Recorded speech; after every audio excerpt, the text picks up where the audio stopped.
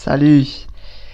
Le bonheur des échecs. Voilà, alors, on va tout de suite y aller là sur l'échiquier. Vous voyez cette position, est-ce que ça vous dit quelque chose? On en apprend tous les jours.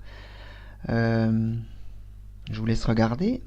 Voilà, eh bien il s'agit d'une Sicilienne du dragon pour les noirs. Voilà, le dragon se caractérise par un fou en fianchetto en G7, à savoir en jouant G6 et fou G7 suivi de petit roc. Voilà, alors dans mes prochaines vidéos, ce que je vais faire, on va tester, on va voir, hein, on va essayer de se faire plaisir un maximum. J'espère que ça vous plaira. Je vais faire 3 niveaux. Voilà, alors c'est relatif, ça dépend de la force, de votre force. Voilà, mais je vais faire un niveau 1, ce sera les problèmes les plus faciles. Niveau 2 plus dur. Et niveau 3 encore plus dur. Voilà. Donc il y aura 3 paliers. Voilà. Alors, pour cette première vidéo, on va faire un niveau 1. Voilà. Et ce qu'on va faire, on va partir d'une partie. Alors, je ne sais pas si elle a existé ou pas, franchement. J'ai pas creusé pour savoir si c'est une partie qui a existé, car j'avais pas le nom des joueurs. Mais on va la regarder, et puis je vais vous dire un peu rapidement... voilà, une petite analyse vraiment assez sommaire. Voilà. Le but n'étant pas d'analyser une partie ou la variante, en l'occurrence là du dragon, de la Sicilienne dragon, mais de chercher le problème d'échec à la fin. Et je ferai comme la dernière fois, je donnerai des petits indices. Voilà, ce qui vous permet à force d'y arriver et de finir par trouver. Voilà. Allez, on y va direct. C'est parti.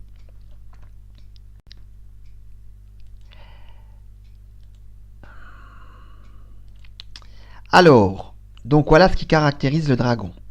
Vous pouvez bien retenir. Alors, je vais vous montrer le début.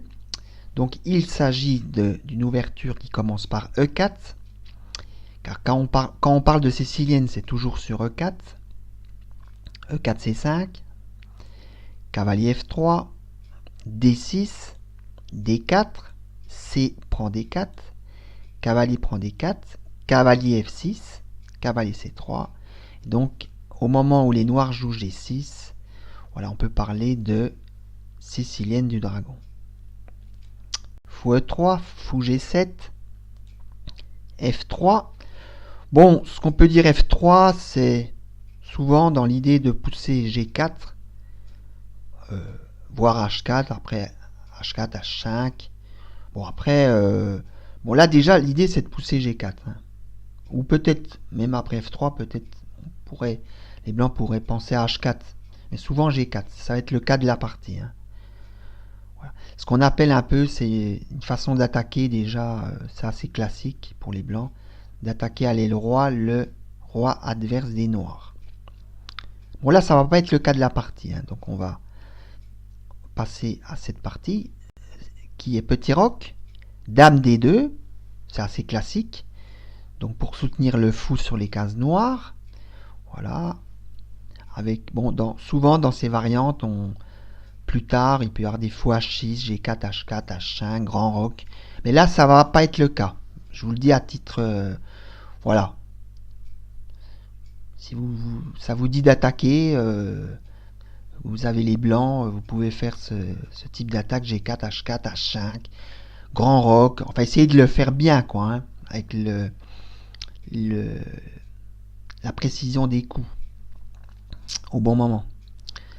Cavalier C6, G4. Alors là, les noirs font fou prend G4. Ils donnent la pièce pour 2 pions, car F prend G4, cavalier prend G4. Honnêtement, je ne sais pas ce que ça vaut du tout. Ça, j'ai pas regardé, je reconnais, je me suis pas intéressé à ça, car c'est pas l'objet de la vidéo. Alors ça peut être intéressant, hein, je sais pas du tout ce qu'il en est sur cette variante. Les blancs jouent cavalier prend C6, échange de pièces mineures, B prend C6, et maintenant fou E2, et maintenant les noirs jouent cavalier prend E3. Donc les noirs échangent le fou de case noire, les blancs reprennent le cavalier, dame A5 qui est assez thématique pour les noirs dans la dragon. Donc là les noirs ont une pièce en moins, pour 2 pions. Fou C4. Voilà. Et maintenant, oui, comme quoi ça peut aller très vite. Les noirs ont donné une pièce pour 2 pions. Et maintenant, il va s'agir de jouer là avec les noirs pour obtenir un avantage. Voilà. Donc les noirs jouent et gagnent.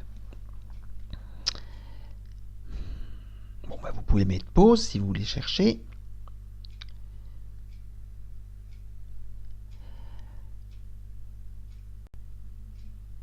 Voilà, regardez bien tout l'échiquier.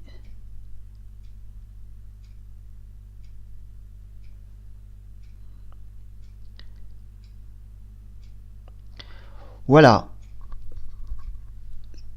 On arrive aux indices. Voilà, si vous voulez que je vous donne... Bon, il y en aura 2 là. Le premier indice que je donnerai... Bon, c'est mes indices à moi. Hein.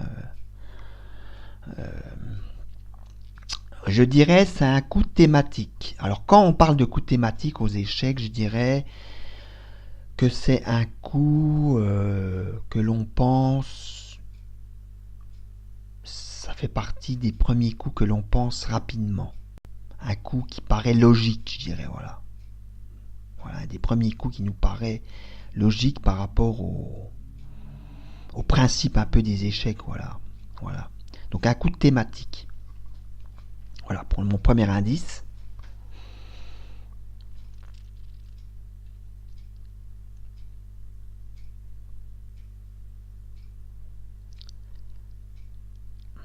Je vous donne le deuxième indice. Bon, là, avec les 2 indices, vous avez des chances de trouver le premier coup. Le deuxième indice est, donc c'est un coup de pion.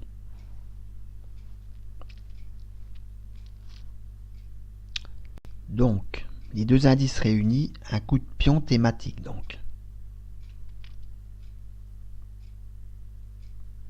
Bon, on va regarder ensemble. Voilà, sauf si vous voulez encore chercher, mettez pause. Alors, on regarde ce coup de pion. Il s'agit de D5. Bon, l'idée de ce coup, c'est d'attaquer le fou C4 et de venir ensuite en D4 avec ce pion D5 afin de faire une fourchette. Voilà, donc on attaque une première pièce pour ensuite continuer à pousser le pion en D4. En tout cas, c'est l'idée. Bon, les blancs jouent pion prend, sinon on fait la fourchette en D4, on est d'accord. Puis on prend, ben là, on reprend du pion. Voilà, on va avoir deux petites variantes. La première étant fou B3. Voilà. Donc, on continue l'idée, comme je vous l'avais dit. Le pion pousse maintenant en D4 afin de faire une fourchette dame-cavalier. Une fourchette en attaquant la dame et le cavalier. Avec ce même pion D4. Donc là, les blancs, eh bien, sont perdants. Je pense que vous pouvez le constater, car ils vont récupérer une pièce et ils auront un pion, voire de même 2, hein, certainement. Puis bon, le roi blanc est toujours au centre. Les blancs n'ont pas roqué. Enfin bon, voilà, c'est complètement gagnant. Je n'en dis pas plus. Voyons l'autre variante. Si les blancs jouent fou prend D5, et bien maintenant, on élimine le défenseur du fou D5, à savoir le cavalier C3 qui le protégeait. Donc on prend ce cavalier, on élimine le défenseur en jouant fou prend C3 échec. B prend C3 et maintenant le fou est prenable par la dame en A5. Maintenant on joue dame prend D5. Voilà. On a un pion de plus. Alors qu'est-ce que je dirais là par rapport à mon expérience du jeu d'échecs? Je regarde l'échiquier, je me dis, bon, je compte les pions, il y a un pion de plus. Ce qui est déjà bien. J'ai roqué, surtout que j'ai roqué, les blancs n'ont encore pas roqué et il y a encore les dames. Donc attention. Donc ça a l'air plutôt sympa. Le roi est déjà à l'abri. Voilà. Je pense à quoi d'autre également? À la structure des pions. Je me dis que les blancs ont des pions faibles. C3, C2. On dit pions faibles parce qu'ils n'ont plus leurs pions B et D qui peuvent les soutenir. Voilà. Je ne vais pas faire un cours sur les pions faibles, mais bon, en gros, c'est par rapport à ça. Voilà, la structure de pion donc des blancs est faible. En tout cas, celle des noirs, elle est meilleure. Voilà, bon, on va pas faire un cours sur les structures de pions. Donc avec tout ça, ça permet de dire que les noirs ont un avantage quand même assez conséquent. Donc un bon avantage. Voilà, et donc même la partie est gagnante. Même s'il y a juste un pion. Bon, après, il faut encore gagner. Hein. Voilà, on peut se faire arnaquer, comme on dit aux échecs. Voilà, je ne vais pas faire plus long. J'essaye d'être un peu plus concis et plus j'essaie d'aller droit au but. Comme aux échecs, il faut essayer toujours d'aller droit à l'essentiel. Voilà, n'hésitez pas à me dire des commentaires, j'en serai très heureux. Moi, je vous dis à la prochaine vidéo, donc avec ces idées de niveau, de palier. Donc là, il s'agissait d'un niveau 1.